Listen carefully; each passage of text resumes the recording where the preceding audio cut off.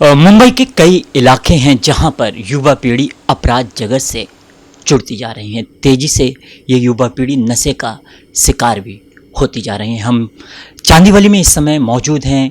Advocate Brajesh Tiwari ji हमारे साथ में मौजूद हैं। आज चांदीवली विधानसभा पर उनसे चर्चा करेंगे। बड़ी संख्या में जो युवा पीढ़ी यहाँ पर नशे के लत का शिकार होती जा रही है, इसी पर आज उनसे चर्चा करेंगे। लगातार जो ऐसे नशे पदार्थ बेचने वाले लोग हैं या युवा पीढ़ी जिस तरह नशे का शिकार होती जा रही है, ब्रजेश तिवारी लगातार ऐसे लोगों पर कार्रवाई करते नज़र आते हैं चांदीवली क्षेत्र में। सर, सबसे पहले तो हमारे चैनल में आपका स्वागत है। धन्यवाद नियाज भाई, आपका और आपके चैनल का कि आपने इन मुद्दों को वजन दिया। इसके पहले भी आपने काफ़ी समय दिया था और हमारी शुभकामनाएं हैं कि आपका चैनल इसी प्रकार ये जो जनता के मुद्दे हैं उनको उठाता रहे। क्या कहना चाहेंगे सर, चांदीवली की बात करें तो जिस तरह युवा पीढ़ी नशे का लत का शिकार होती जाती हैं और यहाँ पर नशे पदार्थ की जो चीज़ें होती हैं वो बेचने वाले भी कहीं ना कहीं दिन ब दिन बढ़ते जा रहे हैं। जी, जैसा आपने कहा, इसके पहले भी हम लोग कई साल से ये नशे के खिलाफ काम कर रहे हैं, लेकिन इसमें प्रशासन से विशेष सहयोग न होने के कारण इसमें कहीं न कहीं हमारे इस मुहिम को उतनी सफलता नहीं मिल रही है जितना कि मिलना चाहिए था। हमने कई बार पत्र लिखकर मांग भी किया है कि जहाँ पर ये नशे के पदार्थ का सेवन करते हैं, जहाँ बैठकर ये बच्चे, या जहाँ पर ये बेचने का, नशे के बेचने की जहाँ पर ये प्रक्रिया करते हैं, वहाँ पर कम से कम सीसीटीवी लगाया जाए। उसमें कुछ स्थानों का हमने नाम भी दिया है, पुलिस स्टेशन को, वरिष्ठ पुलिस अधिकारियों को हमने पत्र लिखा है कि इस जगह पर आप कम से कम सीसीटीवी लगा दीजिए, तो कम से कम लोगों में ये डर रहेगा। वहाँ पर लोग बैठना बंद कर देंगे जो नशे का सेवन दिन दहाड़े वो कर रहे हैं, जिसके कारण वहाँ पर लोगों में एक दहशत का ही माहौल बन रहा है, क्योंकि नशे के प्रभाव में वो लोग कई प्रकार के अपराधों को भी अंजाम दे रहे हैं, और जिससे कि साकीनाका पुलिस स्टेशन में एफआईआर की संख्या बहुत बढ़ती जा रही है। 1213 से एफआईआर हो रहे हैं, लेकिन अभी तक प्रशासन ने हमारे उस लेटर पे कोई कार्रवाई नहीं की है। वापस अभी हम लोग फिर जाने वाले हैं उनके पास कि आप विशेष ध्यान दीजिए और युवाओं को इस नशे से बचाइए। जैसे कि आपने कहा कि नशे पदार्थ बेचने वाले या पीने वाले जो लोग होते हैं दिन ब दिन चांदीवली में बढ़ते जा रहे हैं, ऐसे में जो यहाँ के नेता होते हैं, नगर सेवक होते हैं, इनकी तरफ से क्या कार्रवाई होती नज़र नहीं आती? आप एडवोकेट हैं और आप इन मुद्दों को लेकर अक्सर नज़र आते हैं, पुलिस स्टेशन से लेके या अनेक जो नशे पदार्थ डिपार्टमेंट होते हैं उनमें भी आप पत्र लिखते रहते हैं। देखिए, जैसा कि कई साल से हम संघर्ष कर रहे हैं, लेकिन नेताओं का इसमें कोई सहयोग हमको नहीं मिल रहा है।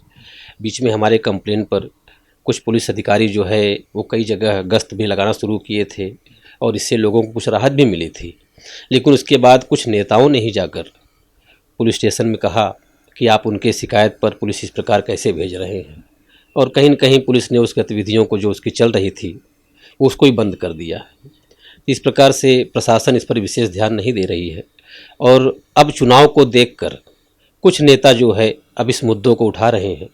महानगर पालिका का चुनाव होने वाला है 2022 में बीएमसी का, जिसको देखकर कुछ लोग अब 2-4 महीने के लिए इस मुद्दे को उठाना चाहते हैं, लेकिन मैं स्वागत करता हूं उनका भी कि किसी भी प्रकार से, मैं तो ये हर नेता, चाहे विधायक हों, सांसद हों, कारपोरेटर हों, हर एक से हमने ये कहा है कि राजनीति अलग है, लेकिन कहीं न कहीं इस चांदीवली विधानसभा को नशा मुक्त करने के हमारे अभियान में वो साथ दे, बाकी राजनीति चलती रहेगी।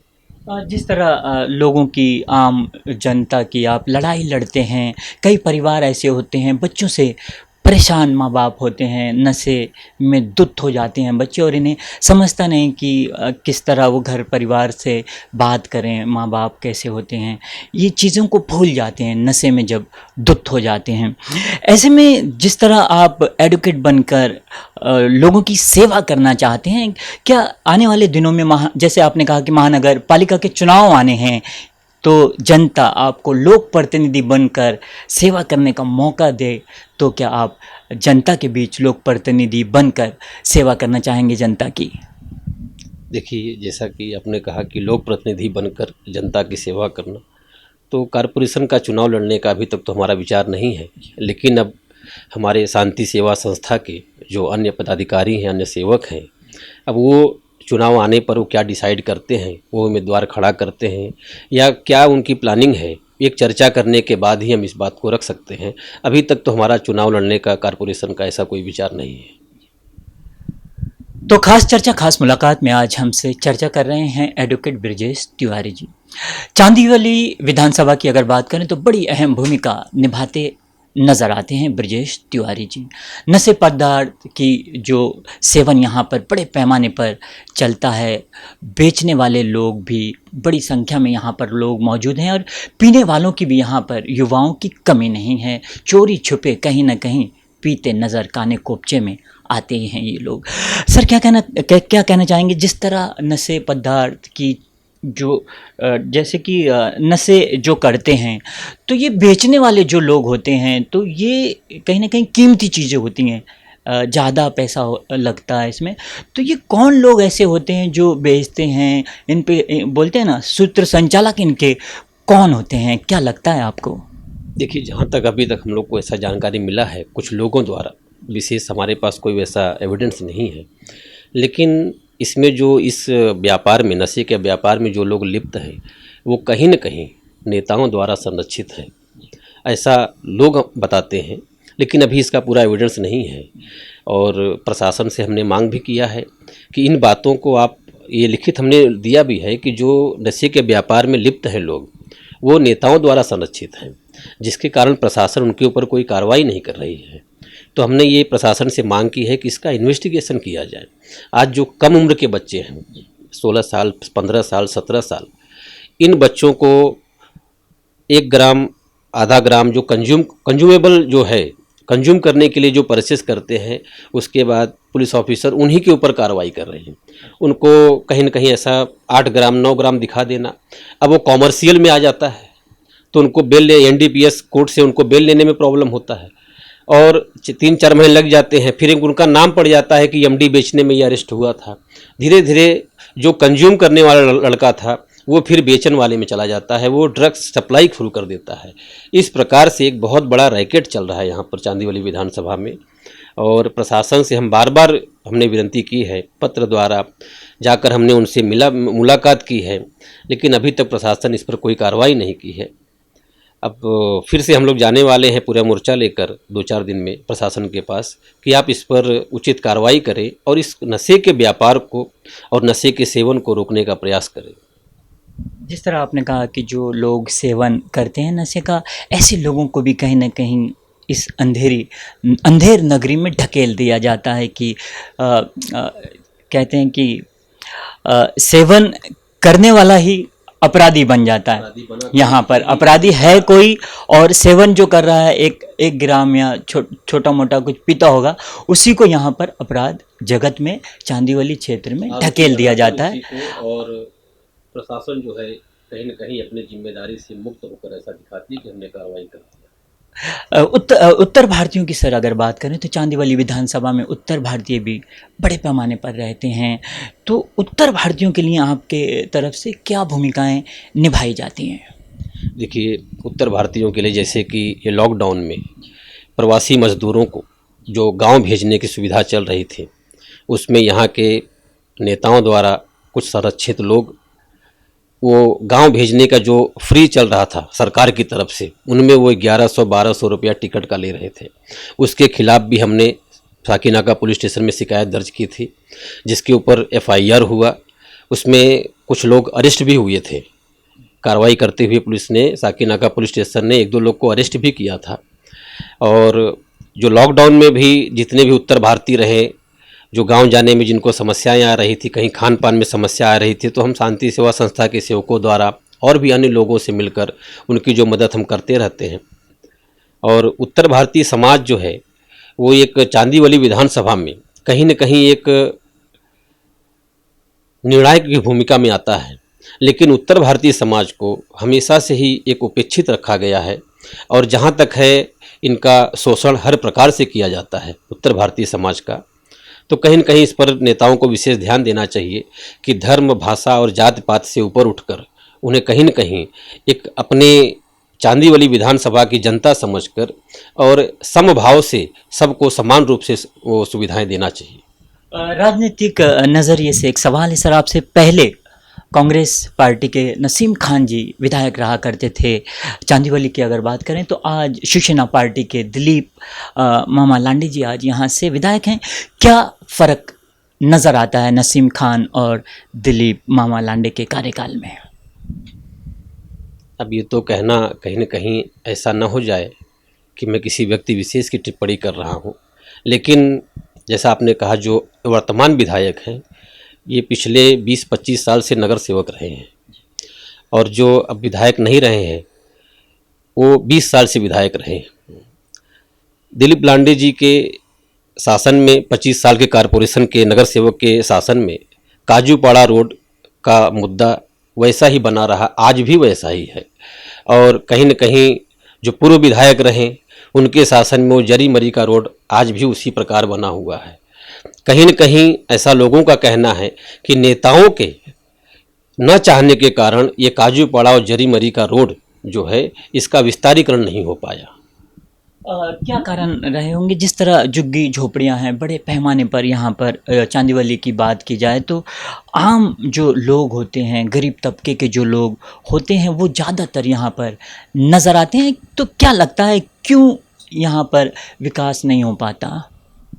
देखिए, जनता यहाँ की जो है वो कहीं न कहीं अपने एक उनके रोज़मर्रा के जीवन और उनके दैनिक जो रहन सहन है उनका, वो कहीं न कहीं इन नेताओं द्वारा प्रभावित रहा है। आज हर जगह मार्केट बनाकर कहीं न कहीं इन लोगों ने जनता को इस प्रकार से वो कर दिया है, बांध दिया है कि न वो हॉस्पिटल पहुंच पा रहे हैं, न तो मेडिकल फैसिलिटीज़ उनको उपलब्ध हो पा रही है। तो इस प्रकार जनता को यहाँ पे कोई राहत नहीं।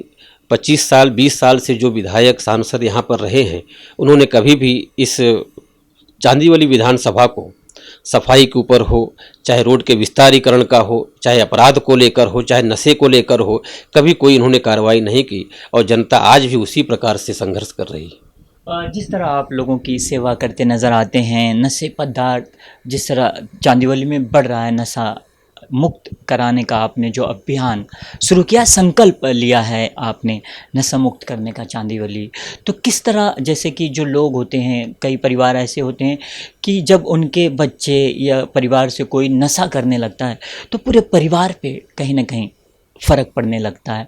तो ऐसे में जब वो परिवार आपसे संपर्क साधता है या मदद की गुहार लगाता है तो क्या वो उम्मीदें लेके जो आएगा तो उम्मीदों पे आप खरा उतर पाएंगे? जी ज़रूर, हम जो हमसे हो सकता है शांति सेवा संस्था से हम लोग करते हैं और बाकी अगर वो नशे में लिप्त हो गया है तो पहले तो प्रयास करते हैं कि कुछ नशा छुड़ाने की दवा जहाँ मिलती है वहाँ पर उनको भेजते हैं। इसके बाद भी अगर वो नहीं करता है और घर में ही वो अपने ही परिजनों को मारना पीटना शुरू कर देता है नशे के प्रभाव में, तो हम लोग उसको रिहेबिलिटेशन सेंटर में भेजते हैं जहाँ वो 6 महीने 8 महीने रहकर कि उसको किसी प्रकार नशे के प्रभाव से और नशे के सेवन से मुक्त कराया जाए। इस प्रकार जो भी हम सबसे हो सकता है हम लोग हमेशा प्रयास में लगे रहते हैं कि किसी प्रकार से उनके परिवार के बच्चों को या उनके परिवार को इस नशे के प्रभाव से मुक्त किया जाए। तो ये थे हमारे साथ में एडवोकेट ब्रजेश तिवारी जी, जो कि चांदीवली विधानसभा में बड़े पैमाने पर नशे पदार्थ की जो चीज़ें यहाँ पर बेची जाती हैं और युवा पीढ़ी जिस तरह नशा कर रही हैं, परिवार में कहीं ना कहीं चिंता रहती है लोगों को। जो घर के परिवार में बड़े सदस्य होते हैं, माँ बाप होते हैं, जिस घर में नशा करने वाला लड़का या लड़की नशे को अपना लेता है, उस घर परिवार में चिंताएं बढ़ती जाती हैं। इसी पर चांदीवली विधानसभा में लगातार काम करते नज़र आते हैं ब्रजेश तिवारी जी। कई अपराध जगत से लोग यहाँ पर जुड़े हुए हैं, हर ऐसे परिवारों की मदद करना चाहते हैं ब्रजेश तिवारी जी, जो कि उनकी संस्था है, उसके माध्यम से लगातार लोगों को मदद तो करते रहते हैं। तो खास मुलाकात में आज इतना ही। दीजिए इजाज़त, फिर किसी शख्सियत के साथ हम हाजिर होंगे। तब तक के लिए नमस्कार।